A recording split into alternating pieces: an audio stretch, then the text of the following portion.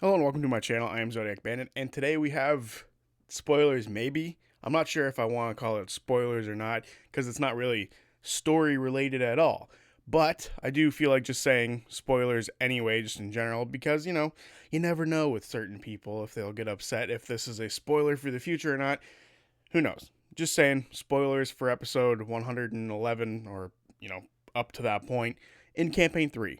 Before I get into the video proper, I do want to mention one quick thing, and that is this video is a last minute video. Like, literally, I'm recording it on Tuesday, the 22nd of October, the day this video goes up, because this was something that didn't happen until, yesterday.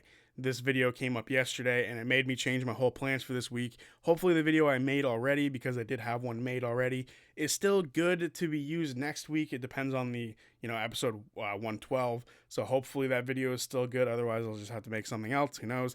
But I did want to just talk about this because I find it very interesting. So if you guys notice that there's very little editing to this video and I stumble over my words and I don't edit it out, it's because this is super, super last minute. And, I just felt like talking about it because it feels important to talk about this. So yesterday, Critical Role put out a video where they were describing their live tour that they're going to be going on in 2025. And of course, none of that is going to be stopping in Canada because they don't want to get cold, I guess. So they're not coming here to Canada. First, you guys take all the hockey jerseys, and now I don't even get a Critical Role live show. What the hell is going on? But that all aside, they announced some pretty cool one-shots and stuff like that. There's going to be a fan-voted cast one-shot where the fans get to vote for which characters from across all three campaigns get to show up. I get the feeling it's going to be quite Vox Machina heavy with the Legend of Vox Machina, so I'm hoping that we get to see a couple of members from all of the groups, but something tells me we're going to see a lot of Vox Machina characters, which, for me, I would rather see more Mighty Nine and Bell's Hells, but, we're getting plenty of that in the later episodes so far of Critical Role Campaign 3, so can't complain too much. They also announced a handful of, other ones. There's going to be a story where two of the campaign groups are going to be connected but not connected, is the way that Sam described it. So that's pretty interesting. And then there's going to be a Ford and Jester wedding episode, which is really exciting for me because Ford is my favorite character in all of Critical Role, and Jester is right up there alongside him. So realistically, that's going to be awesome for me to see, and I'm super excited for that. Out of all of these, that's probably the only one that I might do a recap for, because the rest of them don't seem to be story implicating or anything like that. But the Jester Ford wedding one definitely does have some story implications, and kind of hints to the fact that they're hoping they all get to survive this, the current situation going on in campaign 3. And it seems like, they're not going to do a reset, maybe. It seems like, or maybe it's just some alternative world or whatever.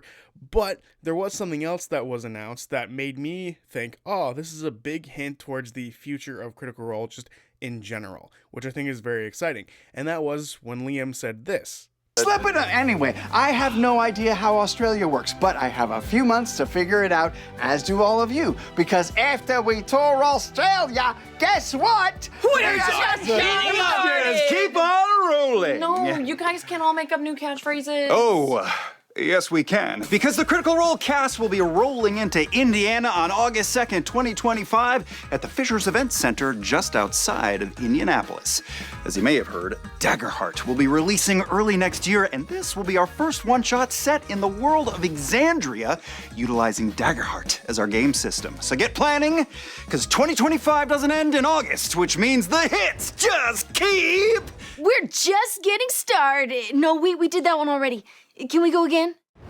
So there's a few big takeaways to, take away from what they just said in that little clip. What Liam said was that they were going to be running a Daggerheart game in the world of Exandria, which is good news for a lot of people, I think, because a lot of us, me in particular, are very worried that we were going to be losing Exandria after Campaign 3 were to end. Whether it be they just, somehow whatever Predathos does resets the world, or they just elect to move on from Exandria after they're done with Campaign 3 because they want to move into Daggerheart completely. This is a very good sign that they're going to be at least testing the waters of using their own system in their world, which I think is a very good thing to do.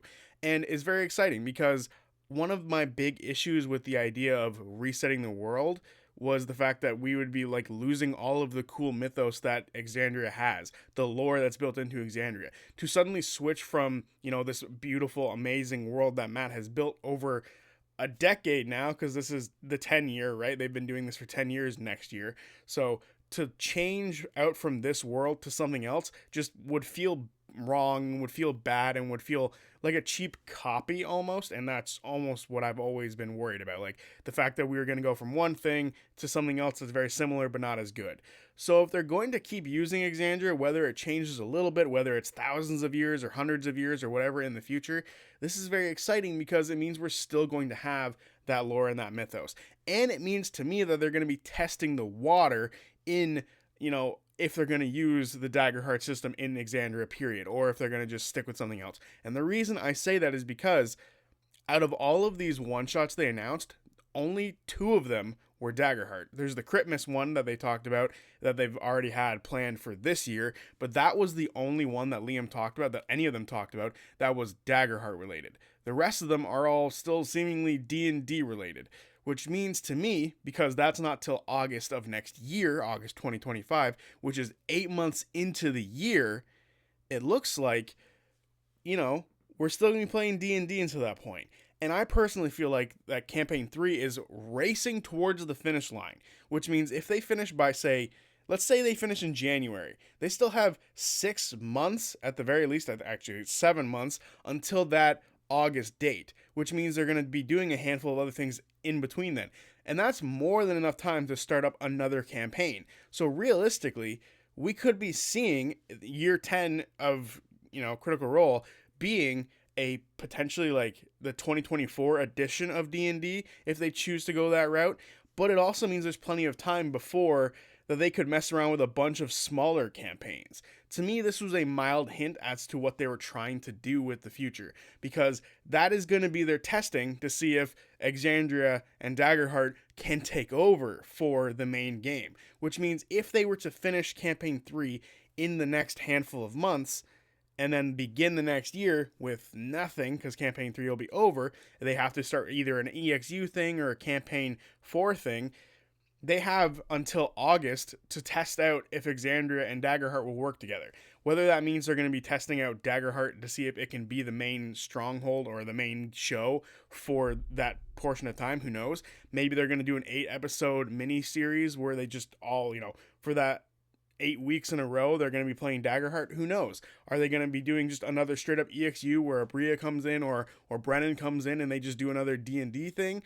Who knows? I just think that this was definitely a hint towards them testing out Daggerheart down the line. But there's still 7 months into 2025 at that point. So there's going to be a long time before they realistically get to test that fact out, if Exandria and Daggerheart can work together. So who knows? I'm excited to eventually see that. But I do think with all of this time in between, because they did have a handful of other one-shots and stuff before that are all D&D related before that, I do think it's rather interesting because they're going to be in a weird spot. Because if they do finish off Campaign 3 within the next handful of months, I swear there's like 6 episodes left. Like, it feels like there's nothing left, right? We're at the end. Unless Predathos is somehow released and they extend out the campaign a little bit by another 20 episodes, who knows? It feels like we're right there. It feels like 116, 117 will be the end. And that will barely get us into 2025, like barely get us into January. It might not even get us into January. I'm not looking at a calendar right now.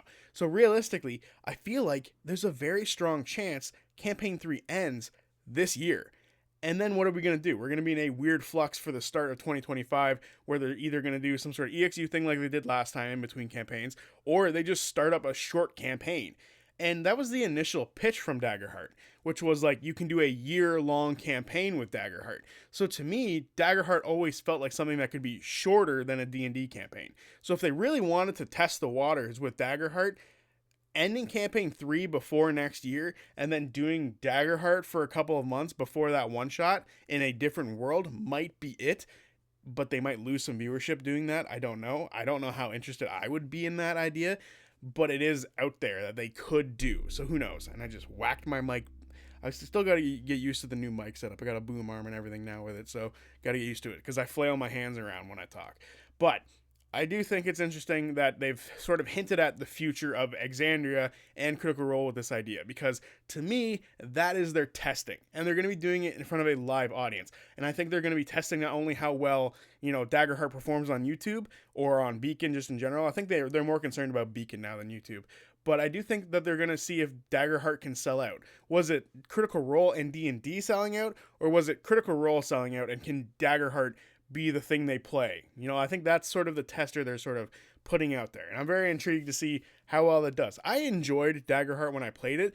I don't think for me it's a replacement for D&D, especially with like the newer stuff coming out. And I'm a fan of the newer stuff, a little bit of the newer stuff. Some of the new stuff kind of sucks, but overall I'm a big fan of D&D. I love D&D. That's why I started watching Critical Role. So them testing the waters with Daggerheart for me makes me feel very good about it, because I think they're going to look at it and be like, hey, you guys like D&D, you guys like us, you guys might like Daggerheart, so we're going to test it out, and if you like this, we'll stick with this, but if you don't, we'll go back. That's what I feel like they're doing right now, which makes me feel very good about this whole scenario. So yeah, I'm curious what you guys think about this idea. Do you think they're testing it, or do you think that that's going to be like the hard reset? Is that moment, August 2nd, when they do that little live one-shot, going to be the reset for all of this? Is it going to reset everything, or is it going to just, be a soft reboot, and they're going to be like, okay, so this is what we can do from this point on?